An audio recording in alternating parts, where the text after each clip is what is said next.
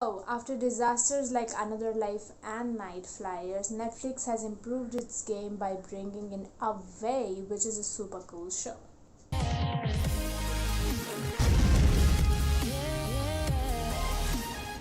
And welcome back to my channel, and today we will be talking about Away, which released on Netflix on 4th of September. Before we get into the review, make sure you like this video, subscribe, and also hit the bell icon so whenever I update you will get a notification. Emma Green, a NASA pilot, a mom, and a wife, is all set to go to Mars for the first time ever. This would be the first man-operated mission to Mars, along with her crew members. In this crew, we have a Chinese, a Russian, an Indian, an African, and an American. Well, they definitely took care of the diversity. Away is more realistic and something we might actually achieve in future. These 10 episodes take us to the journey of Atlas crew, and do they really make it to Mars or not? That is the big question. The story is amazing. It is not always happy and sweet, like the crew almost dies 5 to 10 times on their journey to Mars, and it is terrifying. But still, they try their best to survive. One of the most interesting part of this show is character development. They develop the characters of Misha, Lou, Ram, and Kwesi and Emma so well that by the end of the show you relate to them, to their characters, and to their stories so much that it just makes the show more perfect. This show has a lot of emotional and powerful performances with some really good and powerful dialogue. I guess all space shows have such dialogues, but something is special about this show and its dialogue. Kudos to the dialogue writer of the show. She's a very skilled actor. I have seen her in PS I Love You, which is a very different genre after all. But over here also the character she plays is really good. I really liked her acting.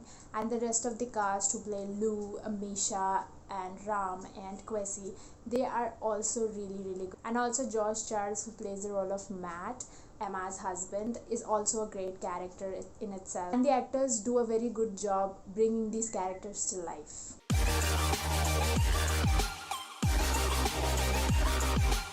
Overall, I really loved season 1. The writers try to balance all kind of space issues they can include in the show and deal with it. Now, after watching so many space shows and movies, I won't say I didn't expect those storylines to come, because see, I'm a sci-fi fan. What do you expect? I have seen every possible thing that can happen on space. So I won't say there is anything new for a space fan, but if you have not watched so many space shows and movies, then you might find something new. But there is something unique in this show, and that is its realistic approach of telling the tale. What didn't work out in this show is some subplots are repeated again and again. There is one particular problem in the show which is drastically stretched to some 4 and 5 episodes that you are tired of listening to that problem, and you will be like, just fix the problem, like, for God's sake. The romantic angles had more potential, but I'm glad they stopped it then and there, otherwise things would have gotten ugly. I am trying to make this review as spoiler free as possible, so when you watch it you will understand. Oh, sci-fi fans, here is another space show for you. You are gonna definitely like it. If you love Lost in Space type of shows and movies, this is definitely for you. I really want this show to come for a season 2 because it has a really powerful cast, brilliant VFX, and some really touching background scores. I would rate this show an 8.5 out of 10. Thank you guys for watching this review. I hope you liked it. Do tell in the comments below what did you feel about this show. I would love to know. Also, make sure to subscribe. I will be coming up with another review very soon, so stay tuned.